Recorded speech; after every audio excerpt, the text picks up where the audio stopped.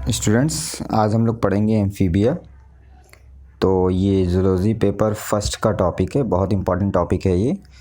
तो क्योंकि अभी तक मैंने जो आप लोगों को लेक्चर दिए इससे पहले उसमें हम लोगों ने बॉटनी की बात की थी, बॉटनी फर्स्ट पेपर के। तो आज हम लोग बॉटनी के लेक्चर को ख़त्म करके अब ज़ूलॉजी पर आते हैं और जल्दी से ज़ूलॉजी फर्स्ट का एक बहुत इंपॉर्टेंट टॉपिक जिसका नाम एम्फीबिया है उसको हम लोग पढ़ेंगे। ठीक है, तो एम्फीबिया पढ़ने के लिए हम लोगों को सबसे पहले कुछ चीज़ें जो है वो तैयार कर लेनी है। मैंने आप लोगों को बताया भी अभी टेलीग्राम पे कि आप लोग एक अलग ज़ूलॉजी की नोट्स बनाएंगे। चाहे तो आप ज़ूलॉजी फर्स्ट सेकंड थर्ड तीनों पेपर की अलग अलग नोट्स बनाइए, या फिर आपका मन करे तो आप एक ही पेपर एक ही नोट्स बनाइए, एक ही कॉपी बनाइए, उसमें ज़ूलॉजी के जितने भी टॉपिक्स हैं सबको अलग अलग हिस्सों में डिवाइड करके लिखिए। ठीक है, तो आज हम लोग क्या पढ़ेंगे, एम्फीबिया पढ़ेंगे। और एम्फीबिया में हम लोग जो है क्या पढ़ेंगे, जनरल कैरेक्टर। ठीक है, तो एम्फीबिया जो टॉपिक है उसको हम लोग जो है 2 या 3 पार्ट में करके पढ़ेंगे। तो आज हम लोग पहला पार्ट पढ़ रहे हैं। अभी थोड़ी देर बाद मैं आपको दूसरा पार्ट भी बताऊंगा, यानी दूसरे पार्ट में मैं इसके आगे का टॉपिक यानी कि क्लासिफिकेशन ऑफ एम्फीबिया भी आपको आज ही मैं आपको समझाऊंगा। इसकी नोट्स आपको पीडीएफ के फॉर्म में अभी मिल जाएगी और आप इसको जो है बढ़िया से अपनी ज़ूलॉजी की नोट्स में लिख लेंगे। लेकिन उससे पहले मैं आपको समझा देता हूँ। तो आज हम लोग क्या पढ़ने जा रहे हैं, ज़ूलॉजी फर्स्ट पेपर का एक टॉपिक, बहुत इंपॉर्टेंट टॉपिक, इसीलिए मैंने इसको सबसे पहले सेलेक्ट किया है, एम्फीबिया। और एम्फीबिया में हम लोग पढ़ेंगे जनरल कैरेक्टर। ठीक है, तो सबसे पहली बात तो ये एम्फीबिया होता क्या है, तो हम लोग जानते होंगे एम्फीबिया, हम लोग हिंदी में इसको पढ़ते थे उभयचर। ठीक है, तो एम्फीबिया क्या है, एम्फीबिया एक क्लास है। किसकी क्लास है, ये टेट्रापोडा की क्लास है। टेट्रापोडा क्या होते हैं, टेट्रापोडा जो होते हैं वो फाइलम कॉर्डेटा के एनिमल्स होते हैं। ठीक है ना, वर्टिब्रेट्स होते हैं।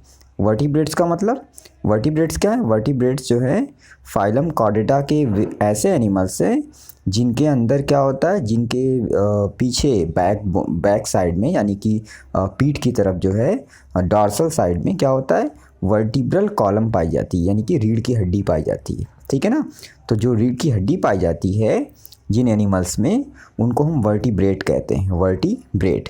और फिर वर्टिब्रेट्स भी 2 टाइप के होते हैं, एक होती हैं जिनको हम लोग बोलते हैं फिशेस यानी पीसीज मछलियाँ, और दूसरे जो होते हैं उनको हम लोग बोलते हैं टेट्रापोडा। ठीक है, तो हम लोग जो है टेट्रापोडा पढ़ने जा रहे हैं।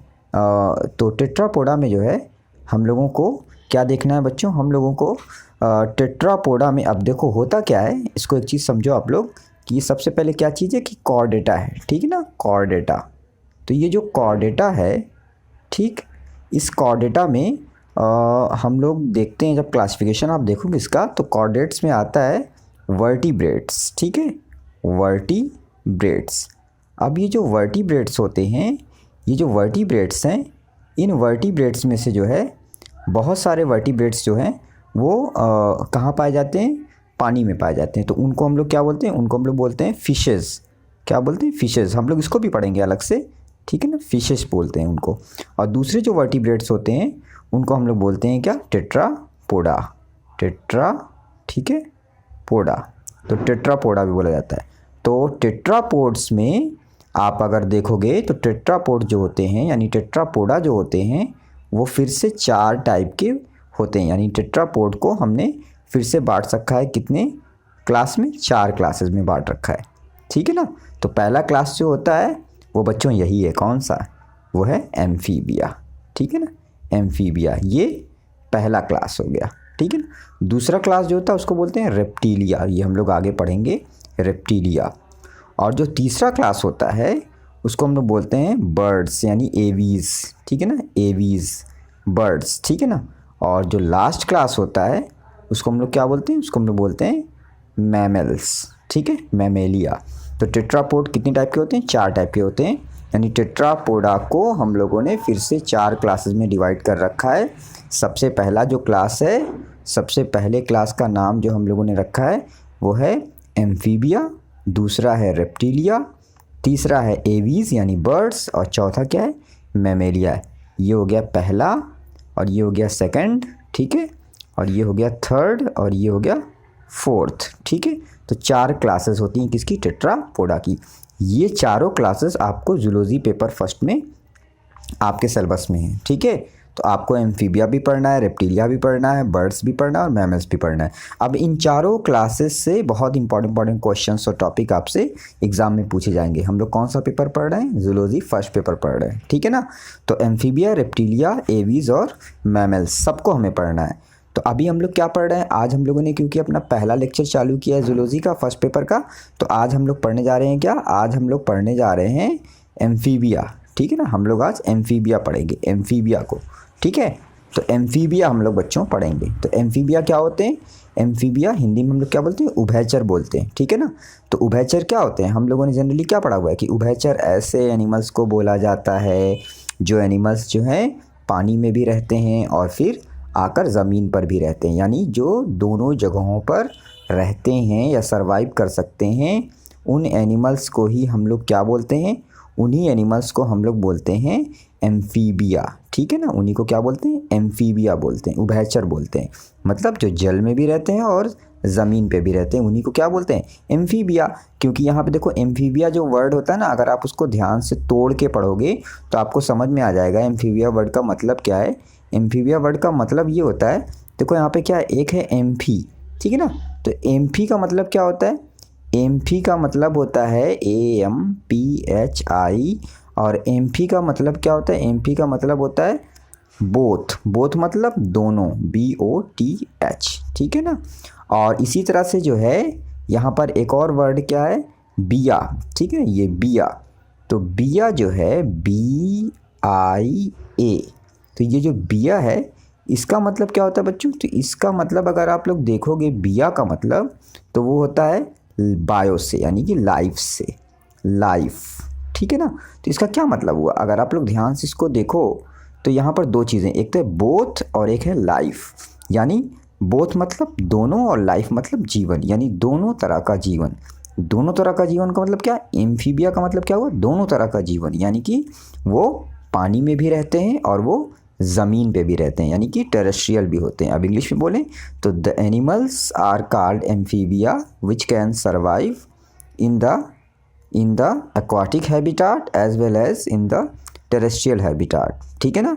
तो उनको अपनी पूरी ज़िंदगी को अच्छे से प्रॉपर तरीके से चलाने के लिए पानी में भी रहना पड़ता है, यानी पानी में भी उनको अपनी ज़िंदगी का कुछ पार्ट बिताना पड़ता है, और उनको अपनी लाइफ का कुछ पार्ट ज़मीन में भी बिताना पड़ता है, ठीक है ना। तो वो स्थल और जल दोनों जगह पर निवास करते हैं, इसीलिए उनको हम क्या बोलते हैं? हम उनको इसीलिए बोलते हैं एम्फीबिया, ठीक है ना।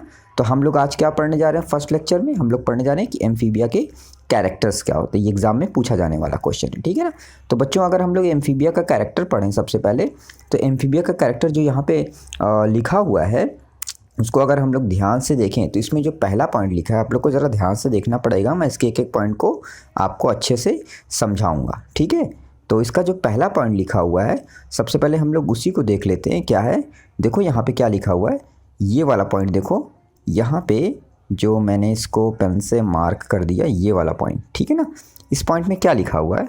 लिखा हुआ है the animals of class amphibia are aquatic, ORR, semi aquatic, carnivorous, cold blooded, oviparous, tetrapod, vertebrate, ठीक है ना। तो ये पहला कैरेक्टर हो गया। इसका क्या मतलब हो गया कि जो एम्फीबिया एनिमल्स होते हैं, जो एम्फीबिया एनिमल्स होते हैं वो कैसे होते हैं? वो जो हैं वो एक्वाटिक होते हैं, यानी कि वो पानी में पाए जाते हैं। ORR, semi aquatic. Semi aquatic का मतलब क्या हो गया? सेमी एक्वाटिक का मतलब ये हो गया कि वो जो है कहाँ पे पाए जाते हैं? वो पाए जाते हैं पानी से बाहर या ऐसी जगहों पर जहाँ पर थोड़ा कम पानी होता है, ठीक है ना। मतलब पानी की कम मात्रा जहाँ पर होती है, या नमी जहाँ, या गीली जो ज़मीन होती है वहाँ पर पाए जाते हैं, ठीक है ना। तो यहाँ पर इसका मतलब आपको समझ में आना चाहिए बढ़िया से। यहाँ क्या लिखा था मैं एक बार पढ़ दूँ, the animal of class amphibia are aquatic, ORR, semi aquatic, carnivorous, cold blooded, oviparous, tetrapod, vertebrate. अब इसका मतलब क्या हुआ? अब इसका मतलब ये हुआ कि ये जो एनिमल्स हैं, ये एनिमल्स जो हैं कहाँ पर पाए जा रहे हैं? ये पाए जा रहे हैं पानी में, एक्वाटिक होते हैं, और साथ साथ जो है ये कहाँ पे पाए जा रहे हैं? ये पाए जा रहे हैं एक सेकंड में थोड़ा सा पेन को पतला कर लूँ। हाँ, ये जो एनिमल्स हैं ये कहाँ पाए जा रहे हैं? ये पाए जा रहे हैं पानी में, यानी कि एक्वाटिक होते हैं ये, ठीक। एक्वाटिक होते हैं ये, या फिर ये सेमी एक्वाटिक होते हैं, कार्निवोरस होते हैं। आपको पता है ना, कार्निवोरस मांसाहारी यानी उभयचर जंतु जो होते हैं वो मांसाहारी होते हैं, और कोल्ड ब्लडेड होते हैं। तो कोल्ड ब्लडेड का मतलब क्या होता है, इनका जो ब्लड होता है वो कोल्ड होता है। कोल्ड का मतलब क्या हुआ यहाँ, इसका क्या मतलब है, कोल्ड ब्लडेड का मतलब क्या होता है बच्चों? तो कोल्ड ब्लडेड का जो मतलब होता है वो ये होता है कि इनकी जो बॉडी का टेम्परेचर होता है वो टेम्परेचर जो है वो जो इन्वायरमेंट का टेम्परेचर है उस टेम्परेचर के हिसाब से वो चेंज होता रहता है। मतलब कि जो बॉडी का टेम्परेचर है, ठीक है ना, जो बॉडी का टेम्परेचर है वो टेम्परेचर जो इन्वायरमेंट का टेम्परेचर है उस टेम्परेचर के हिसाब से चेंज होता रहता है। शरीर का तापमान और वातावरण का तापमान, अगर वातावरण का तापमान बदल रहा है तो बॉडी का भी तापमान बदलेगा, ठीक है ना। तो इसको हम हिंदी में बोलते हैं क्या, इसको हम हिंदी में बोलते हैं असमतापी, असमतापी, ठीक है ना। असमतापी होना यानी कि बॉडी का जो टेम्परेचर है वो एकदम फिक्स नहीं है, वो चेंज होता रह रहा है।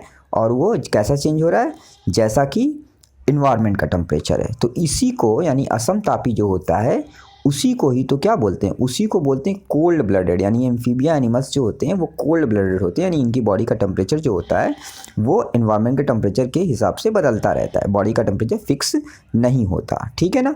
इसी तरीके से बच्चों एक और वर्ड क्या लिखा हो, ओवीपेरस। ओवीपेरस का मतलब हम सब लोग जानते हैं, ओवीपेरस का मतलब होता है अंडे देने वाले। तो ये जो एम्फीबिया होते हैं वो क्या देते हैं, अंडे देते हैं। बच्चे नहीं देते हैं, क्या देते हैं, अंडे देते हैं। और फिर आगे क्या लिखा हुआ है, टेट्रापोड वर्टिब्रेट्स। इसको हम लोगों ने पहले अभी मैंने आपको बताया कि वर्टिब्रेट्स जो होते हैं वो दो तरह के होते हैं, एक फिशेज होती हैं और एक टेट्रापोड होते हैं। टेट्रापोड का मतलब चार, एक तरह से बोल लो चार पैर वाले, चार पोर्ट्स वाले, ठीक है ना। उनमें से दो आगे के हाथ होते हैं और दो पीछे वाले, यानी दो फोर लिम्ब होते हैं और दो हिंड लिम्ब होते हैं, जिसको हम आमतौर पर बोल सकते हैं कि दो हाथ होते हैं और दो पैर होते हैं। तो इनको क्या बोलते हैं, टेट्रापोड। हम लोग भी क्या हैं, टेट्रापोड हैं। हम लोग भी क्या हैं, टेट्रापोड हैं, ठीक है ना। तो टेट्रापोड्स होते हैं कौन, एम्फीबिया, ठीक है। तो एम्फीबिया ओवीपेरस है और वर्टिब्रेट्स हैं, टेट्रापोड्स हैं। इनकी बॉडी का टेम्परेचर जो होता है इन्वायरमेंट के टेम्परेचर के अकॉर्डिंग बदलता रहता है। ये कार्निवोरस होते हैं और ये पानी में पाए जाते हैं या फिर पानी से बाहर ज़मीन पे पाए जाते हैं, गीली ज़मीन पे पाए जाते हैं, ठीक है ना बच्चों। तो ये क्या हो गया, ये हो गया क्लास एम्फीबिया का पहला पॉइंट जो आपको समझ में आ गया। अब आप बच्चों दूसरा पॉइंट देखो, दूसरा पॉइंट क्या लिखा हुआ है यहाँ पे, देखो लिखा है The head is distinct, trunk elongated, neck and tail may be present or absent। इसका क्या मतलब हुआ, इसका मतलब ये हुआ कि जो एम्फीबिया होते हैं उनके जो एनिमल्स हैं, जैसे कि मेढक हो गया, मेढक एक बहुत फेमस एग्जांपल है एम्फीबिया का ना। तो हम लोग मेढक को ही सोच के बात को समझें तो ज़्यादा आसानी से हमें बात समझ में आएगी। Head is distinct, head is distinct मतलब कि इनका जो सिर होता है वो बिल्कुल स्पष्ट होता है, अलग होता है, क्लियर होता है। सर दिखाई देता है एम्फीबिया का, कोई दिक्कत नहीं है, हेड उसका बिल्कुल अलग दिखाई देता है। ट्रंक इलांगेटेड, और ट्रंक इलांगेटेड का मतलब ये हुआ कि जो उनकी हेड के बाद ट्रंक मतलब उनकी बॉडी का जो बचा हुआ पार्ट होता है ना, जिसको हम धड़ कहते हैं हिंदी में, ट्रंक। तो ट्रंक जो है वो इलांगेट मतलब लंबा होता है, हेड के नीचे का पोर्शन कैसा होता है, लंबा होता है। और एक और पॉइंट यहाँ पे क्या लिखा हुआ है, नेक एंड टेल में बी प्रेजेंट और एब्सेंट। अक्सर हम लोग देखते होंगे जैसे कि कोई भी मेढक होता है तो उसमें आपको गर्दन उसकी बहुत अच्छे से दिखाई नहीं देती होगी ना, और उसमें कोई पूंछ भी आपको नहीं दिखाई देती होगी। तो ये तो हम लोग को पता है ना कि एम्फीबिया या उभयचर जो होते हैं उनमें नेक और टेल जो है वो कभी कभी पाई जाती है और कभी कभी प्रेजेंट है, कभी कभी एब्सेंट है। अक्सर कब प्रेजेंट होती है, जब ये लोग जो है एडल्ट नहीं होते, यानी जब लार्वल स्टेज में होते हैं, जब इनका डेवलपमेंट होता रहता है, हिंदी में बोलते हैं ना, जब इनका भ्रूणी विकास होता रहता है, एम्ब्रियोनिक डेवलपमेंट, जब ये एग से बनते हैं लार्वा, तो लार्वा वाली स्टेज में जब ये एम्फीबिया होते हैं तो उनके अंदर अक्सर हम लोग टेल और ये क्या कहते हैं नेक, ये सब चीज़ देखते हैं। लेकिन आमतौर पे जब ये पूरी तरह से फुल्ली मैच्योर हो जाते हैं तो फुल्ली मैच्योर वाली कंडीशन में हम इनके अंदर नेक या टेल को अमूमन नहीं देखते ना। तो हमें मेढक में कोई उसकी बहुत ख़ास तरह से गर्दन नहीं दिखाई देती, एकदम क्लियर गर्दन लंबी सी है। मेढक में कोई पूंछ भी हमें नहीं दिखाई देती ना। तो लेकिन मेढक में सिर हमें दिखाई देता है, और सिर के नीचे का पार्ट जो उसका धड़ है, यानी सर के नीचे का पार्ट जो है वो पूरा एकदम लंबा सा होता है मेढक का या फिर कोई भी एम्फीबिया का। तो बच्चों यहाँ पे वही बोला जा रहा है कि हेड डिस्टिंक्ट होता है और ट्रंक जो है यानी हेड के अलावा जो बॉडी का बचा हुआ पार्ट है वो ट्रंक कहलाएगा, वो इलांगेट मतलब लंबा होता है। और नेक और टेल जो है वो कभी कभी पाई जाती है और कभी कभी नहीं पाई जाती। यही यहाँ पे लिखा हुआ है मे बी प्रेजेंट और absent। ठीक है बच्चों, तो ये आपने क्या पढ़ लिया, ये आपने सेकंड पॉइंट पढ़ लिया। तो हम लोगों ने अभी तक ये वाला पॉइंट पढ़ लिया और ये वाला पॉइंट पढ़ लिया, और अब हम लोग पढ़ेंगे ये वाला पॉइंट। ठीक है, नहीं तीसरा वाला पॉइंट। ठीक है, और तीसरा वाला पॉइंट क्या बोल रहा है, तीसरा वाला पॉइंट ये बोल रहा है बच्चों कि यहाँ पे देखो, देखिएगा, the limbs usually two pairs, the limbs usually two pairs, some animals are limbless, toes 4 to 5 और लेस, पेयर्ड फिन्स। यानी यहाँ पे क्या लिखा है, तीसरा पॉइंट देखो यहाँ पे क्या लिखा है, लिम्स यूजुअली टू पेयर्स। मतलब लिम्ब मतलब क्या होता है, लिम्स मतलब होती हैं क्या, जो उसके लिम्ब होते हैं, यानी उनके जो एक तरह से जो बोल लो कि उनके जो हाथ होते हैं, पैर होते हैं, उनकी बात की जा रही है। वो कितने होते हैं, 2 जोड़ी होते हैं। ठीक है ना, 2 जोड़ी होते हैं। सम एनिमल्स आर लिम्बलेस, और बहुत सारे ऐसे भी एनिमल्स होते हैं जिनमें क्या होता है, लिम्ब नहीं पाया जाता है। Toes 4 to 5, 4 to 5 toes, toes का मतलब क्या होता है, पैर की उंगलियां। तो जो पैर की उंगलियां होती हैं वो कितनी होती हैं, 4 से 5 होती हैं। OR और लेस लिखा हुआ है, क्या लिखा हुआ है, 4 to 5 OR और लेस, यानी कि 4 से 5 होती हैं या फिर उससे भी कम होती हैं। पेयर्ड फिन्स absent, देखो बेटा ये मछलियाँ नहीं है ना, तो इसलिए इनमें जो है फिन्स नहीं पाए जाएंगे। मछलियों में क्या होता है, मछलियों में पानी में तैरने के लिए क्या होता है, फिन्स पाया जाता है। ठीक है ना, तो यहाँ पे फिन्स क्या है, नहीं है क्योंकि ये मछलियाँ नहीं है, तो इनमें जोड़ीदार पंख नहीं पाए जाते। पानी में तैरने के लिए पंख जो है वो नहीं पाए जाते, क्योंकि ये थोड़ा ज़मीन पे आ चुके हैं ना, ये पूरी तरह से हमेशा पानी में थोड़ी नहीं रहते हैं। तो इसलिए इनके अंदर जो है क्या, फिन्स यानी जोड़ीदार फिन्स नहीं पाई जाती। हम लोग जब फिशेस पढ़ेंगे, फिशेस जो होती हैं उससे भी कुछ इंपॉर्टेंट क्वेश्चंस आएंगे। तो फिशेस जब हम लोग पढ़ेंगे लेक्चर में, अगले किसी लेक्चर में, तो वहाँ पे हम लोग फिन्स के बारे में डिस्कशन करेंगे। तो यहाँ पर समझ लो कि एम्फीबिया हैं, ये मछलियाँ नहीं हैं, ये टेट्रापोड में आते हैं, इसलिए इनके अंदर जोड़ीदार पानी में तैरने के लिए पंख नहीं होते। इनके पैरों में कितनी उंगलियाँ होती हैं, 4 से 5 या फिर उससे भी कम होती हैं। ठीक है ना, और इसके अलावा जो है यहाँ पर क्या होता है, कभी कभी ये लिम्बलेस होते हैं, इनके अंदर जो है लिम्ब ही नहीं पाई जाती है। ठीक है ना, और या फिर इनके अंदर कितनी लिम्ब होती है, 2 पेयर्स होती है, 2 जोड़ी होती है। ठीक है, तो ये एक पॉइंट हो गया। अब उसके बाद ये पढ़ लिया, दूसरा पॉइंट हो गया, तीसरा पॉइंट हो गया, और अब हम लोग क्या पढ़ेंगे, फोर्थ पॉइंट पढ़ेंगे। फोर्थ पॉइंट क्या लिखा हुआ है, देखो क्या लिखा है, skin is soft, wet and glandular, pigmented cell are present. इसका मतलब कि जो एम्फीबिया के जो एनिमल्स होते हैं उनकी जो त्वचा होती है वो बहुत सॉफ्ट होती है, गीली होती है। Glandular pigment cell are present, इसका मतलब क्या हो गया कि उनकी स्किन के अंदर ग्लैंड्स पाई जाती हैं तरह तरह के सिक्रीशन करने के लिए। पिगमेंट सेल आर प्रेजेंट मतलब उनके अंदर, उनकी स्किन के अंदर बहुत सारे कलर को क्रिएट करने वाले पिगमेंट सेल्स पाए जाते हैं। पिगमेंट सेल्स क्या होती हैं, ऐसी कोशिकाएं, त्वचा के भीतर ऐसी कोशिकाएं जो कुछ पिगमेंट्स को कंटेन करती हैं। पिगमेंट मतलब कोई ऐसा स्ट्रक्चर बॉडी के अंदर, कोई ऐसा सबस्टेंस या कोई बॉडी जो कि किसी कलर को निकालने के लिए रिस्पॉन्सिबल होती है, उसी को क्या बोलते हैं, पिगमेंट बोलते हैं। ठीक है ना, पिगमेंट क्या होगा, पिगमेंट ऐसी कोई स्ट्रक्चर को बोलेंगे, हिंदी में बोलते हैं ना वर्डक, मतलब जो कोई कलर निकालता है, जो किसी कलर को बनाने के लिए रिस्पॉन्सिबल होता है। जैसे कि हम लोग प्लांट्स में देखते हैं क्लोरोफिल हो गया, और लोअर प्लांट्स में हम लोग तमाम तरह के पिगमेंट देखते हैं ना, कैरोटीन हो गया, ज़ैंथोफिल हो गया। तो इसी तरीके से हम अपने इंसानों में क्या देखते हैं, मेलानिन नाम का पिगमेंट पाया जाता है। तो बिल्कुल ऐसे ही जो है इस जो एम्फीबियन होते हैं उनकी भी स्किन के अंदर क्या होता है, पिगमेंट सेल पाई जाती है, मतलब ऐसी सेल्स पाई जाती हैं जिनमें पिगमेंट होता है। और क्या क्या होता है, और इसके अलावा यहाँ पे क्या लिखा हुआ है, यहाँ लिखा है ग्लैंडुलर। ग्लैंडुलर का मतलब ये हो गया कि स्किन के अंदर बहुत सारी ग्लैंड्स पाई जाती हैं, तमाम तरह की ग्रंथियाँ पाई जाती हैं। जैसे हम लोग की स्किन में क्या होती हैं, बहुत सारी ग्लैंड्स होती हैं ना, जैसे पसीना निकालती हैं कुछ ग्लैंड्स होती हैं वो ऑयल का फॉर्मेशन करती हैं। फीमेल्स में जो है मिल्क का सिक्रेशन करने के लिए ग्लैंड्स पाई जाती हैं।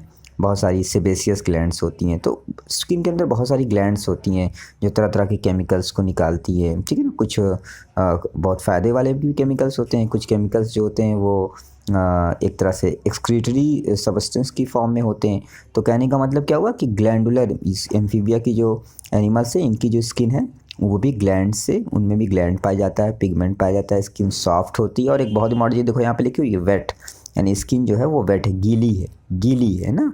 जबकि जब भी आप किसी उभयचर को छुओगे ना तो उसकी स्किन आपको गीली सी लगेगी, एकदम से रूखी सूखी सी नहीं लगेगी, वो एकदम से सूखा हुआ नहीं लगेगा। उसकी स्किन कैसे लगेगी, गीली लगेगी, थोड़ी सी वेट लगेगी।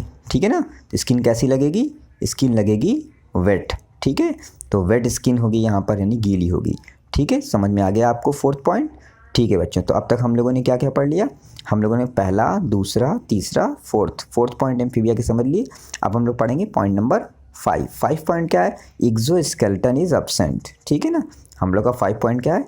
एक्सोस्केलेटन इज एब्सेंट, मतलब कि कोई बाह्य कंकाल नहीं पाया जाता। बाह्य कंकाल क्या होता है? जैसे हम लोगों में क्या होता है, हम इंसानों में क्या होता है?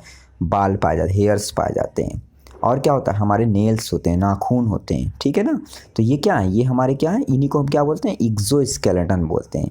जानवरों में देखो बहुत सारे जानवर होते हैं, हमारे जो मवेशी होते हैं जैसे गाय, भैंस, बैल, इन सब में क्या होता है? सींग पाई जाती है ना, सींग पाई जाती है सर पे, तो वो क्या है? वही क्या है? एक्सोस्केलेटन है। और बहुत फेमस, तुम लोग जब बीएससी फर्स्ट ईयर में रहे होगे तो बीएससी फर्स्ट ईयर में तुम लोगों को एक फाइलम पढ़ाया गया होगा, उसका नाम था फाइलम आर्थ्रोपोडा।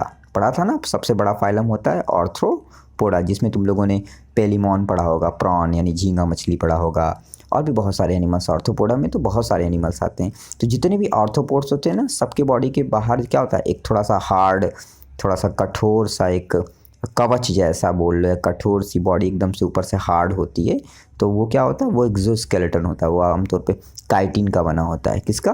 काइटिन। काइटिन क्या है? काइटिन एक पॉलीसेकेराइड, एक कार्बोहाइड्रेट होता है। काइटिन क्या है? एक बहुत ही जटिल सा, बहुत कॉम्प्लेक्स कार्बोहाइड्रेट होता है।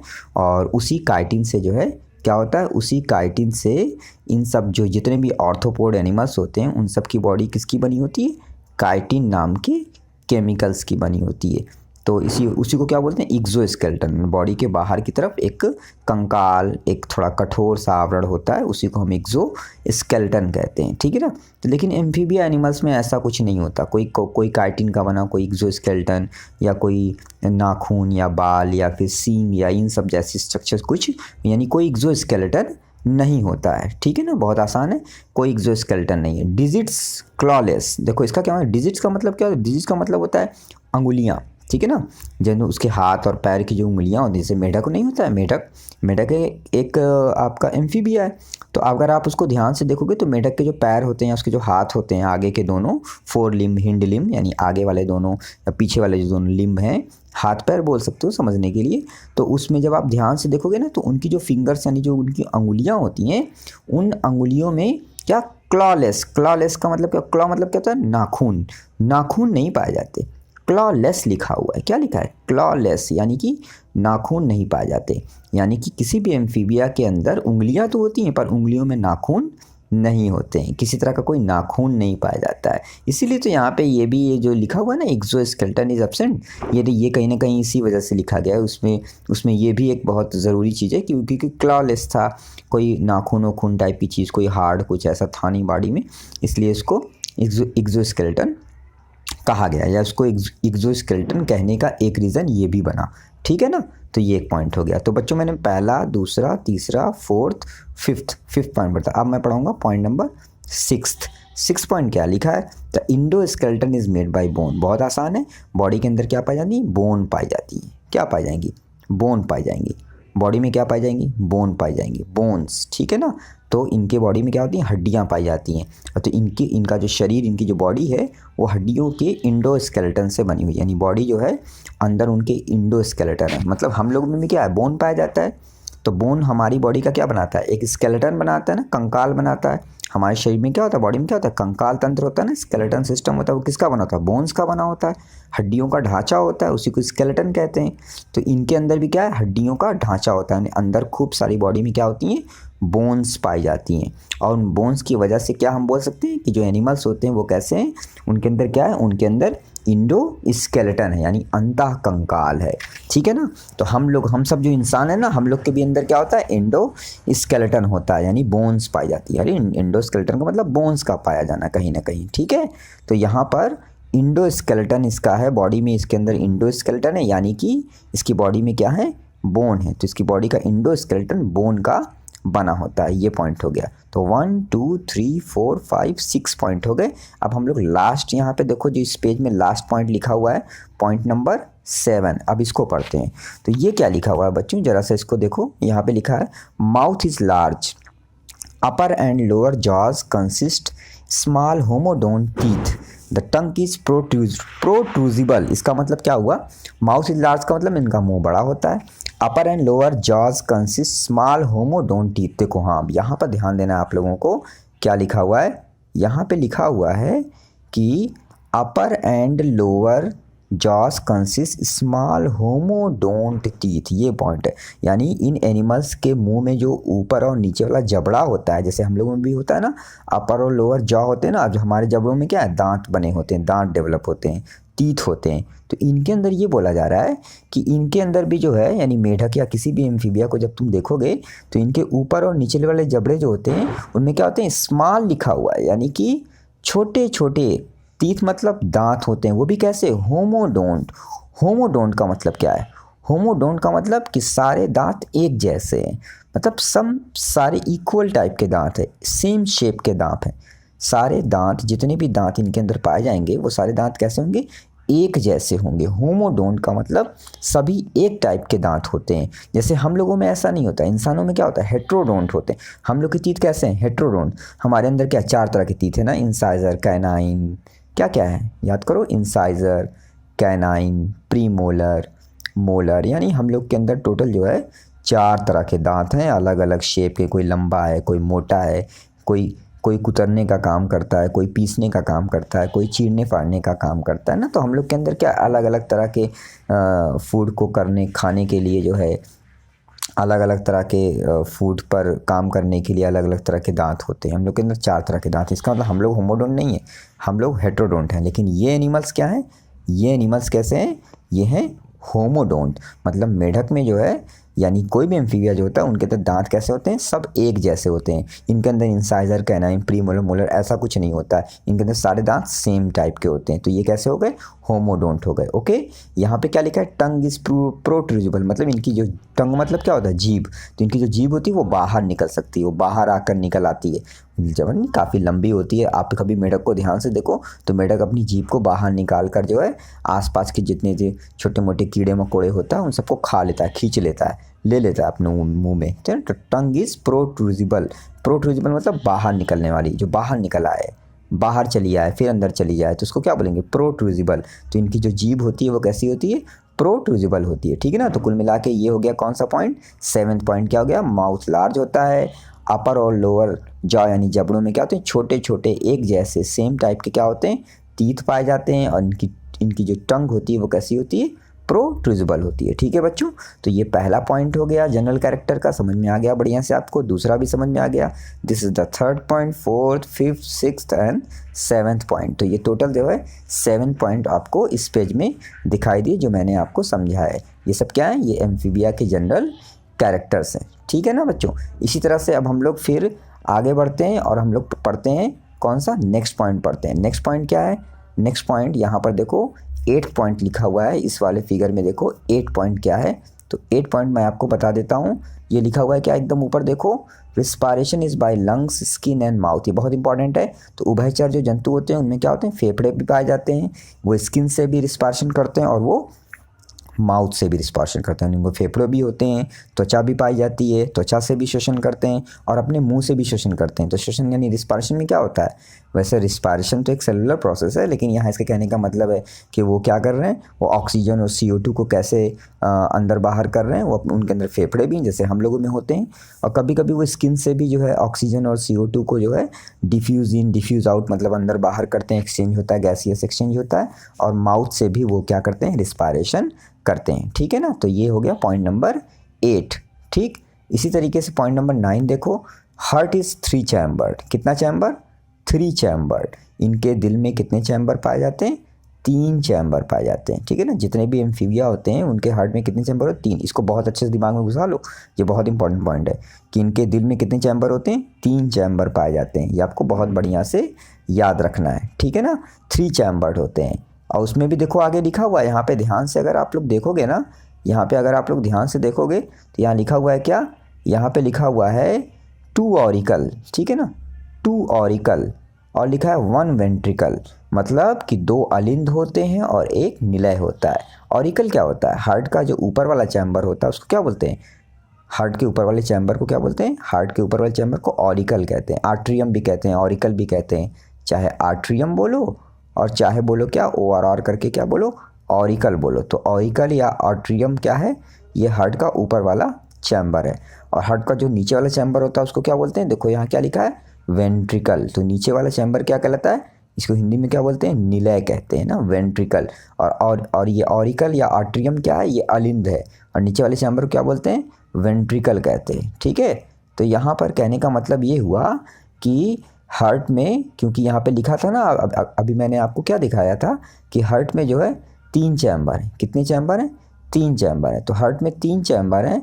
अब उस 3 चैम्बर में से क्या हुआ कि 2 जो हैं क्या हैं, 2 हैं ऑरिकल, 2 ऑरिकल हैं और 1 वेंट्रिकल है। ठीक है ना, तो इनके ये हो गया एम्फीबिया में हार्ट के अंदर कितने चैम्बर होते हैं, ये भी आपको बढ़िया से समझ में आ गया होगा। ठीक है, अब बच्चों इसी तरह से कुछ और पॉइंट्स यहाँ पे देखो लिखा हुआ है। नेक्स्ट पॉइंट क्या लिखा हुआ, आप जरा ध्यान से देखो, यहाँ पे देखने की कोशिश करोगे तो आपको दिखाई देगा, यहाँ पे साफ सा लिखा हुआ है। लिखा है next point, kidney is mesonephric, urinary bladder large, excretion is ureotelic. ठीक है ना, यानी एम्फीबिया की जो किडनी होती है वो कैसी होती है, वो होती है मीजोनेफ्रिक। ठीक है ना, मीजोनेफ्रिक किडनी का मतलब क्या होता है, मीजोनेफ्रिक। देखो यहाँ वर्ड लिखा है ना, मीजो, नहीं किडनी मीजोनेफ्रिक है। मीजोनेफ्रिक का मतलब देखो भाई ऐसा है कि किडनी जो होती है वो तीन तरह से डेवलप होती है। एम्ब्रियो, जब हम किसी एनिमल का एम्ब्रियोनिक डेवलपमेंट देखते हैं तो उस दौरान जो किडनी होती है वो किडनी जो है वो 3 तरह की हो सकती है। तो एक जो किडनी होती है वो बहुत कम डेवलप होती है, एक दूसरी किडनी जो होती है वो बहुत न ज़्यादा डेवलप होती है, मतलब वो मीडियम साइज़ में डेवलप होती है, और एक बहुत हाईली डेवलप किडनी होती है। तो जो मीडियम साइज़ में डेवलप होती है किडनी, उसी को हम क्या बोलते हैं, उसी को हम लोग यहाँ पे जो नाम लिखा हुआ है ना, यहाँ पे क्या लिखा है, मीजोनेफ्रिक। तो मीजोनेफ्रिक किडनी वही वाली, यानी ये किडनी ऐसी होती है कि जो इन एम्फीबिया, जैसे कि ये जो हम लोग पढ़ रहे हैं एम्फीबिया, तो एम्फीबियम में क्या होता है, जो किडनी होती है वो मीजोनेफ्रिक होती है। यही जो किडनी है, यानी कि ये जिन एम्ब्रियोनिक सेल से ये किडनी बनी है, वो एम्ब्रियोनिक सेल हम लोगों में, यानी हम लोग बहुत क्या है, हाईली डेवलप्ड, क्या है, हाईली डेवलप्ड कॉर्डेट्स हैं ना, हम लोग मैमल्स हैं। तो हम लोगों में क्या होता है कि वो जो सेल्स जो यहाँ पे मीजोनेफ्रिक नाम की किडनी बना रही है, ये मीजोनेफ्रिक नाम का स्ट्रक्चर हम लोगों के अंदर और मॉडिफाई होके क्या बनाता है, हमारे जो गोनोडक्ट्स होते हैं। गोनोडक्ट्स का मतलब क्या होता है, गोनोडक्ट्स का मतलब होता है क्या कि हमारे जो रिप्रोडक्टिव ऑर्गन्स होते हैं, जो हमारे कह लो कि गोनैड्स होते हैं, टेस्टिस हो गया है ना, मेल में क्या होता है टेस्टिस होता है, फीमेल में क्या होता है ओवरी होता है। तो टेस्टिस और ओवरी जो होती हैं, उन टेस्टिस और ओवरी में जो क्या बनता है, गैमिट्स बनते हैं ना, टेस्टिस में स्पर्म बनता है, ओवरी में क्या बनता है, एग बनता है। तो स्पर्म और एग इन दोनों को बाहर लाने के लिए एक डक्ट होती है, उसी को क्या बोलते हैं, गोनोडक्ट, जनन नलिका, ऐसा कुछ बोल सकते हैं ना।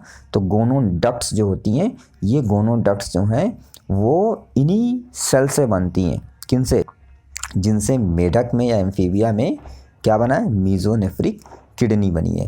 तो इसका क्या मतलब तुम लोग को समझ में आया, इसका मतलब ये हुआ कि मीजोनेफ्रिक एक मीडियम टाइप का स्ट्रक्चर है, और ये स्ट्रक्चर ही हम लोगों ने देखा आगे चलकर कि यही स्ट्रक्चर जो बहुत हाईली डेवलप जो वर्टिब्रेट्स हैं, जैसे हम इंसान, तो हमारे अंदर ये क्या बनाता है, हमारे रिप्रोडक्टिव डक्ट्स को बनाता है, गोनोडक्ट्स बनाता है। ठीक है ना, तो वो क्या हो गया, मीजोनेफ्रिक हो गया। तो मीजोनेफ्रिक क्या है, एक तरह की मीडियम साइज़ की या मीडियम डेवलप्ड क्या है, किडनी है। तो इन लोगों में ये क्या करती है, ये किडनी जो होती है वो क्या करती है, वो एक आपका जो है ऑस्मो रेगुलेशन का काम करती है। एक बहुत इंपॉर्टेंट चीज़ मैं बता रहा हूँ कि ऑस्मो रेगुलेशन का काम करती है, यानी कि बॉडी में जो है पानी उनी को थोड़ा बैलेंस करती है। ठीक है ना, और साथ साथ एक्सक्रीशन का काम करती है। तो किडनी का आमतौर पे काम क्या होता है, उत्सर्जन करना, यही तो काम होता है ना किडनी का। किडनी का काम क्या है, ऑस्मो रेगुलेशन। काम तो आप लोग सुने होंगे प्रोटोजोआ में, तो परासरण नियंत्रण ना, तो ऑस्मो रेगुलेशन और प्लस एक्सक्रीशन, तो ये दोनों काम जो हैं, यानी कि ऑस्मो रेगुलेशन और एक्सक्रीशन, ये दोनों काम कौन करता है, वो करती है इनकी मीजोनेफ्रिक किडनी। ठीक है ना, कोई दिक्कत नहीं, समझ में आ गया होगा। इसी तरीके से आगे क्या लिखा है, urinary bladder large. Urinary bladder का मतलब क्या होता है कि जहाँ पर यूरिन मतलब बॉडी में जो यूरिन होता है, यूरिन जो हम लोग की किडनी में बनता है, तो वो यूरिन जो होता है वो जहाँ पर स्टोर होता है, उस सैक लाइक स्ट्रक्चर को क्या बोलेंगे, यूरिनरी ब्लैडर, ठीक है ना, सब में होता है, सारे एनिमल्स में पाया जाता है जो डेवलप एनिमल्स होते हैं। तो इनके अंदर यूरिनरी ब्लैडर क्या होता है, काफ़ी बड़े साइज़ का होता है। जब आप कभी एम्फीबिया की बॉडी को डिसेक्ट करके अंदर से देखेंगे तो आपको बड़ा सा यूरिनरी ब्लैडर नाम का स्ट्रक्चर दिखाई देगा। और एक पॉइंट और बच्चों यहाँ पे बहुत इंपॉर्टेंट लिखा हुआ है, उसको भी देख लो। लिखा है यूरियोटेलिक, यानी ये जो एनिमल्स होते हैं वो कैसे होते हैं, यूरियोटेलिक। मतलब आगे क्या लिखा है, एक्सक्रीशन इज़ यूरियोटेलिक, यही ना लिखा है। एक्सक्रीशन इज़ यूरियोटेलिक का मतलब ये हुआ कि ये यूरिया को निकालते हैं, यानी इनका जो एक्सक्रीटरी सब्सटेंस होता है वो क्या होता है, यूरिया होता है। यूरियोटेलिक का मतलब, यूरियोटेलिक का क्या मतलब हुआ, यूरियोटेलिक का मतलब ये हो गया कि इनका जो मेन एक्सक्रीटरी सब्सटेंस है वो क्या है, वो है यूरिया। ये यूरिया का उत्सर्जन करते हैं, इसका ये मतलब हुआ कि इनका मुख्य उत्सर्जी उत्पाद क्या है, यूरिया है। इसीलिए इन एनिमल्स को क्या बोलते हैं, यूरियोटेलिक। तो जितने भी एम्फीबियन होते हैं सब कैसे होते हैं, यूरियोटेलिक होते हैं, वो यूरिया का उत्सर्जन करते हैं, ठीक है ना बच्चों। अब अगला पॉइंट क्या है, यहाँ ये वाला पॉइंट देखो, लिखा है ब्रेन इज़ पुअरली डेवलप, मतलब इनके अंदर ब्रेन बहुत ज़्यादा डेवलप नहीं होता है। और एक बात और, क्रेनियल नर्व्स आर 10 पेयर, ये बहुत इंपॉर्टेंट क्वेश्चन होता है कंपटीशन के लिए। क्रेनियल नर्व्स आर 10 पेयर्स का मतलब कि इनके ब्रेन से जो नर्व्स यानी तंत्रिकाएँ निकलती हैं, जो आसपास के एरिया में, आँखों में, कान में, नाक में, हर तरफ जाती हैं, कनेक्ट होती हैं, ताकि हर जगह पर कोई भी एक्टिविटी होती है, कोई भी तरह का मैसेज होता है तो उसको ब्रेन तक पहुंचाया जा सके। इस काम के लिए क्या होता है, जैसे ये ब्रेन है, ये क्या है, ब्रेन है। अब ब्रेन से ऐसे बहुत सारे क्या होते हैं, केबल यानी तार जैसे स्ट्रक्चर निकले होते हैं चारों तरफ, ठीक है ना। कोई आँख को कनेक्ट करते हैं, कोई कान को कनेक्ट करते हैं, मतलब बॉडी के डिफरेंट पार्ट्स में ये स्ट्रक्चर्स क्या करते हैं, जाते हैं। और वहाँ होने वाले स्टिमुलस को, वहाँ पे जो स्टिमुलस मिलता है, यानी वहाँ पे जो भी संवेदनाएं होती हैं, इन्फॉर्मेशंस होती हैं, उनको वो लेके आते हैं। यानी ये जो तार होते हैं वो उनको लेके कहाँ आते हैं, ब्रेन तक लेके आते हैं, ठीक है ना। तो उन्हीं तार को क्या, उन्हीं जो केबल लाइक स्ट्रक्चर हैं, उन्हीं को हम लोग तंत्रिका बोलते हैं, या हम उनको क्या बोलते हैं, क्रेनियल नर्व्स बोलते हैं। तो क्रेनियल नर्व्स जो होती हैं वो कितनी होती हैं, 10 पेयर्स होती हैं। कितनी होती हैं, 10 जोड़ी होती हैं, ठीक है ना। तो एम्फीबियन में क्रेनियल नर्व्स 10 पेयर्स होती हैं, इसको याद कर लेंगे। अगला पॉइंट क्या है, एनिमल्स आर यूनिसेक्सुअल। देखो भाई, जितने भी फाइलम, जितने भी एम्फीबियन होते हैं, सारे एनिमल कैसे होते हैं, यूनिसेक्सुअल का मतलब मेल अलग होता है, फीमेल अलग होता है। मेल फ्रॉग अलग होता है, फीमेल फ्रॉग अलग होता है, मतलब ये एक लिंगी होते हैं। ऐसा नहीं कि एक ही बॉडी में दोनों सेक्स ऑर्गन पाए जाते हैं, ऐसा कभी नहीं होता। हम लोग की तरह हैं, हम लोग भी क्या हैं, यूनिसेक्सुअल हैं। तो एम्फीबियन कैसे होते हैं, यूनिसेक्सुअल होते हैं। एक पॉइंट यहाँ क्या लिखा हुआ है, ज़रा ध्यान दो। तो यहाँ पे लिखा हुआ है फर्टिलाइजेशन इज़, देखो फर्टिलाइजेशन इज़ एक्सटर्नल, यानी इनमें फर्टिलाइजेशन का होता है, बाहर होता है। ये बहुत इंपॉर्टेंट पॉइंट है एम्फीबिया का, ये बहुत खास कैरेक्टर है, ठीक है ना। कि इनमें, इसमें जो ये देखो, ये स्पर्म है और ये क्या है, एग है, ठीक, ये क्या है, एग है, और ये क्या है, स्पर्म है। अब ये स्पर्म जो है वो कहाँ से निकलेगा, मेल वाले इंडिविजुअल से निकलेगा। मतलब मेल फ्रॉग है मान लो, तो मेल वाला जो फ्रॉग है उसके अंदर से क्या निकलेगा, स्पर्म निकलेगा, ठीक है ना। और जो ये फीमेल वाला फ्रॉग है, फीमेल वाला जो फ्रॉग होगा वो अपने अंदर से क्या रिलीज़ करेगा, एग रिलीज़ करेगा, ठीक है ना। तो ये क्या है, ये एग जो है ये कहाँ से आया है, ये आया है फीमेल वाले पार्ट से, फीमेल वाले फ्रॉग में से आया है। और ये जो स्पर्म है ये कहाँ से आया है, तो हम लोग को पता है स्पर्म कहाँ से आता है, मेल से आता है ना। तो ये मेल का सिंबल हो गया, तो मेल फ्रॉग से स्पर्म निकला। अब मेल अपना स्पर्म निकालेगा और फीमेल अपनी एग निकालेगी, तो दोनों देखो होता क्या है, स्पर्म जो है वो और एग, ये दोनों कहाँ पर आपस में फ्यूज़ होंगे, कि जगह क्या होगी, तो जगह क्या होगी, जगह होगी पानी, H2O ना। क्योंकि आप लोग जानते हो उभयचर हैं ये ना, एम्फीबिया, ये पानी में जाते हैं, पानी में भी रहते हैं ना। तो पानी में ही इनका क्या होता है, फर्टिलाइजेशन होता है। यानी कि outside of the female body, आमतौर पे क्या होता है, हम ह्यूमंस में क्या होता है, फर्टिलाइजेशन कहाँ होता है, फीमेल बॉडी के अंदर होता है। कहाँ पर, फैलोपियन ट्यूब में होता है, यूट्रस के अंदर फैलोपियन ट्यूब में होता है ना, मतलब फीमेल बॉडी के अंदर होता है। लेकिन इन एनिमल्स में ऐसा कुछ नहीं होता। इन एनिमल्स में कहाँ हो रहा है फर्टिलाइजेशन, फर्टिलाइजेशन कहाँ हो रहा है, एक्सटर्नल, एक्सटर्नल मतलब बॉडी के बाहर हो रहा है। कहाँ पे हो रहा है, तो वो मैंने लिख दिया यहाँ पे, क्या, यहाँ पे मैंने लिख दिया वाटर में हो रहा है, ठीक है ना। तो वाटर में जो है मेल अपना स्पर्म और फीमेल अपना एग, दोनों अपना अपना गैमेट जो है वो पानी में रिलीज़ कर देंगे, और पानी में ही स्पर्म एग से क्या हो जाएगा, फर्टिलाइज हो जाएगा। इसीलिए इसको क्या बोलते हैं, फर्टिलाइजेशन इज एक्सटर्नल। ये एम्फीबिया का बहुत इंपॉर्टेंट कैरेक्टर है। अगला पॉइंट क्या है, लास्ट वाला पॉइंट देखो बच्चों, लास्ट पॉइंट देखो, लास्ट पॉइंट जो यहाँ पे लिखा हुआ है ध्यान से देख लो, बहुत आसान है, अब ये भी खत्म हो गया। Development is indirect, larva is tadpole which change into the adult. देखो बच्चों यहाँ पे एक बात लिखी हुई थी, बात ये लिखी हुई है कि लिखा है डेवलपमेंट इज इनडायरेक्ट, मतलब विकास जो होता है वो इनडायरेक्ट डेवलपमेंट का मतलब क्या होता है? इनडायरेक्ट डेवलपमेंट का मतलब ये होता है कि देखो एक चीज़ होती है, एक कहानी होती है, मैं आप लोगों को समझा दूँ। देखो होता क्या है, जब आपका ये देखो ये हो गया स्पर्म, ठीक है ना, और ये क्या हो गया, ये हो गया एग, ठीक है ना। अब ये स्पर्म और एग ये दोनों क्या करेंगे, ये दोनों आपस में क्या हो जाएंगे, फ्यूज़ हो जाएंगे। ये दोनों आपस में क्या हो जाएंगे, फ्यूज़ हो जाएंगे। और इनके फ्यूज़ होने से क्या बनेगा, इनके फ्यूज़ होने से बनेगा ये क्या है, ये हो गया जाइगोट। क्या बन गया, जाइगोट। अब होता क्या है कि जाइगोट जो है वो चेंज होता है किसमें, नए इंडिविजुअल में, मतलब बच्चे में चेंज होता है, ठीक है ना। जाइगोट क्या बनाता है, जाइगोट बना लेता है बच्चा यानी फीटस, ठीक है ना, इम्ब्रियो बना लेता है। एक तरह से कह लो क्या बना लेता है, इम्ब्रियो। तो जाइगोट इम्ब्रियो बनाता है, इम्ब्रियो आगे चलकर संतान के रूप में जन्म लेती है। लेकिन यहाँ पर क्या होता है, यहाँ पर क्या होता है कि देखो ध्यान दो, यहाँ पर जाइगोट के बनने के बाद ना सीधे इम्ब्रियो नहीं बनता। जाइगोट के बाद पहले बनता है क्या, जाइगोट के बाद पहले बनता है लार्वा, ठीक है ना, एक लार्वल स्टेज आती है। उसके बाद फिर क्या होता है, फिर एडल्ट स्टेज आती है, एडल्ट स्टेज, ठीक है ना, एडल्ट। तो यानी क्या हुआ कि आमतौर पे क्या होता है, स्पर्म एग मिलते हैं और क्या बनता है, जाइगोट बनता है। और जाइगोट जो होता है ना वो सीधे जाइगोट, अगर देखो जाइगोट अगर सीधे किस में बदल रहा है, जाइगोट अगर सीधे बदल रहा है एडल्ट में, ठीक है ना, तो ये कहलाएगा डायरेक्ट डेवलपमेंट। क्या कहलाएगा, डायरेक्ट। बहुत अच्छे समझ लो, बार बार ये टर्म आएगा, ठीक है ना। जाइगोट अगर सीधे एडल्ट में बदल रहा है तो ये कहलाएगा डायरेक्ट डेवलपमेंट। लेकिन अगर जाइगोट जो है वो पहले लार्वा में बदल रहा है, फिर लार्वा आकर एडल्ट में चेंज हो रहा है, यानी थोड़ा घूम कर बॉडी थोड़ा सा विकास थोड़ा और लंबा हो गया है। जाइगोट से लार्वा अवस्था, फिर लार्वा अवस्था से तब जाकर कहीं जो है वयस्क अवस्था बन रही है, मेढक बन रहा है। तो इसको हम लोग क्या बोलेंगे, इसको बोलेंगे इनडायरेक्ट डेवलपमेंट, ठीक है ना। तो जब जाइगोट से लार्वा बने और लार्वा बनने के बाद जो है फिर क्या बने, फिर बने आपका एडल्ट। पहले जाइगोट, जाइगोट से लार्वल स्टेज और फिर लार्वल स्टेज से एडल्ट स्टेज। तो ये आपका क्या हो गया, ये आपका हो गया कैसा डेवलपमेंट, हाँ इसी को हम क्या बोलेंगे, इसी को हम बोलेंगे इनडायरेक्ट डेवलपमेंट, ठीक है ना। ऐसा होता है।